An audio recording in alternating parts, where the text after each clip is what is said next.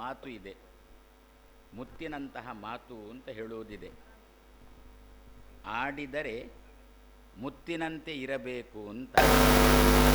ಮುತ್ತು ಹೇಗೆ ತುಂಬ ಗಟ್ಟಿಯೋ, ಮುಕ್ತಾಫಲ ಹೇಗೆ ತುಂಬ ಶುಭ್ರವೋ, ಅದೇ ರೀತಿಯಲ್ಲಿ ಮಾತು ಶುಭ್ರವಾಗಿರಬೇಕು, ಆಮೇಲೆ ಗಟ್ಟಿಯಾಗಿರಬೇಕು ಅಂತಂದರೆ ಏನರ್ಥ? ಒಂದು ಮಾತು ಆಡಿದ ಮೇಲೆ ಅದು ತುಟಿ ಮೀರಿದ ಮಾತು ಆಗಿರಬಾರ್ದು. ಇನ್ನೊಬ್ಬರು ಯಾರಾದರೂ ಹೇಳಿ ನೀವು ಹೇಳಿದ್ದು ಸರಿ ಇಲ್ಲ, ಹಿಂದೆ ತಗೊಳ್ಳಿ ಅಂತ ಹೇಳ್ತಕ್ಕಂಥ ಪ್ರಸಂಗ ಬರಬಾರ್ದು. ಅದಕ್ಕೇನು ಹೇಳ್ತಾರೆ? ಮುತ್ತಿನಂತಹ ಮಾತು ಅಂದರೆ ಅಷ್ಟು ದೃಢವಾದ, ಅಷ್ಟು ಗಟ್ಟಿಯಾದ, ತುಂಬ ಹಿನ್ನೆಲೆ ಇರತಕ್ಕಂತಹ, ದಾಖಲೆಗಳಿಂದ ಸಹಿತವಾಗಿರತಕ್ಕಂತಹ ಮಾತು ಆಡುವುದರಿಂದ ಆಡಬೇಕು ಎನ್ನುವ ದೃಷ್ಟಿಯಿಂದ ಮುತ್ತಿನಂತಹ ಮಾತು ಅಂತ ಹೇಳುವುದುಂಟು. ಈ ದಿವಸ ಶ್ರೀಗಳವರ ಸುಶ್ರೀಂದ್ರ ತೀರ್ಥರ ಜನ್ಮ ದಿವಸ.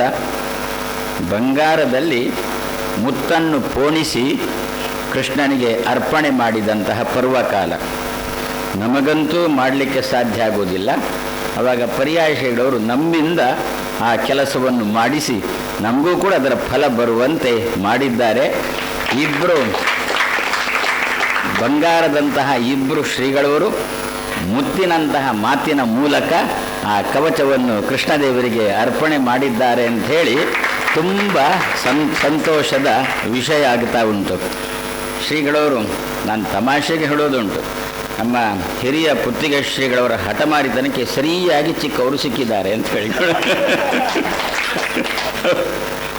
ಅಂದರೆ ಹಠಮಾರಿತನ ಅಂತಂದರೆ ಬೇಡದ ವಿಷಯದಲ್ಲಿ ಅಲ್ಲ, ಒಂದು ವಿಷಯ ಹಿಡಿದ್ರೆ ಅದು ಆಗಬೇಕು ಅಂತಂದರೆ ಆಗಲೇಬೇಕು.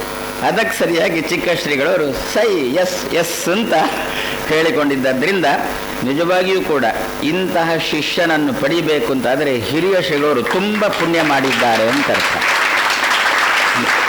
ಯಾಕೆಂದರೆ ಸಾಮಾನ್ಯವಾಗಿ ಇಲ್ಲಿ ಪೂಜೆ ಮಾಡುವುದು ಅಂತಂದರೆ ಒಬ್ಬರು ಶ್ರೀಗಳವರು ಒಂದು ಪೂಜೆಗೆ ಒಳಗೆ ಹೋದರೆ ಬೇರೆ ಶ್ರೀಗಳವರು ಪುರುಸೊತ್ತಿದ್ರು ಕೂಡ ಹೊರಗೆ ಕೂತಿರ್ತಾರೆ, ಒಳಗೆ ಯಾರು ಬರೋಲ್ಲ. ಇವರು ಹಾಗಲ್ಲ, ಸುಶೀಂದ್ರ ತೀರ್ಥರು ಹಾಗಲ್ಲ. ನಿರ್ಮಾಣ ಸರದಿಗೆ ನಾನು ಹೋಗ್ತಾ ಇರಬೇಕು ಅಂತಾದರೆ ನನ್ನ ಜೊತೆಗೇನೆ ಬಂದು ನನಗೆ ಸಹಾಯ ಮಾಡುವ ಮೂಲಕ ಕೃಷ್ಣನ ನಿರ್ಮಾಣ ಅಂದರೆ ಅಷ್ಟು ಹೃದಯ ವೈಶಾಲ್ಯ ಚಿಕ್ಕ ಶ್ರೀಗಳವರಲ್ಲಿ ಉಂಟು. ಆದ್ದರಿಂದ ಇಂತಹ ಶ್ರೀಗಳವರನ್ನು ಪಡೆದಿರತಕ್ಕಂಥ ಹಿರಿಯ ಶ್ರೀಗಳವರು ನಿಜವಾಗಿಯೂ ಕೂಡ ಧನ್ಯರು ಅಂತ ಈ ಸಂದರ್ಭದಲ್ಲಿ ಹೇಳ್ತಾ, ಮುಕ್ತಾಹಾರ ವಿಭೂಷಿತನಾದಂತಹ ಭಗವಂತ ಕೃಷ್ಣ ವಾಮನ ರೂಪದಲ್ಲಿದ್ದಾನೆ.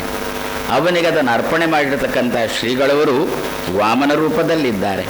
ಅವರ ಮೂಲ ಪುರುಷನ ಹುಡುಕ್ತಾ ಹೋದರೆ ಉಪೇಂದ್ರ ಶಬ್ದಕ್ಕರ್ಥ ವಾಮನ ಅಂತಲೇ ಅರ್ಥ.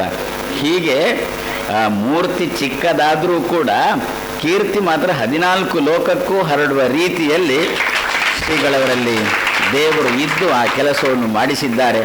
ಆದ್ದರಿಂದ ಸುಶ್ರೀಂದ್ರ ತೀರ್ಥರು ಇದೇ ರೀತಿಯಲ್ಲಿ ಇನ್ನೂ ಕೂಡ ಹಿರಿಯ ಶ್ರೀಗಳವರ ಮಧ್ವರ ಸನ್ನಿಧಾನದಿಂದ ಕೂಡಿದ ಹಿರಿಯ ಶ್ರೀಗಳವರು ಆಶೀರ್ವಾದ ಮಾಡಿದ್ದರಿಂದ ಶ್ರೀಗಳವರು ಚೆನ್ನಾಗಿ ಬೆಳೆಯಲಿ. ಸಮಾಜಕ್ಕೆ ಏನು ಮಾನಸಿಕವಾದ ಕಾಯಿಲೆಗೆ ಏನು ಔಷಧಿ ಬೇಕೋ ಭಗವಂತನ ವಿಷಯಗಳೆನ್ನತಕ್ಕಂಥ ಔಷಧಿಯನ್ನು ತನ್ನ ಮುತ್ತಿನಂತಹ ಮಾತಿನ ಮೂಲಕ ಸಮಾಜಕ್ಕೆ ಕೊಡಲಿ. ಶ್ರೀಗಳವರು ಚೆನ್ನಾಗಿ ಬೆಳೀರಿಂತ ಈ ಸಂದರ್ಭದಲ್ಲಿ ನಾವೆಲ್ಲ ಕೃಷ್ಣ ಮುಖ್ಯ ಪ್ರಾಣರ ಸನ್ನಿಧಿಯಲ್ಲಿ ಪ್ರಾರ್ಥನೆ ಮಾಡೋಣ ಅಂಥೇಳಿ 2 ಮಾತನ್ನು ಕೃಷ್ಣಾರ್ಪಣಂ ಅಸ್ತು.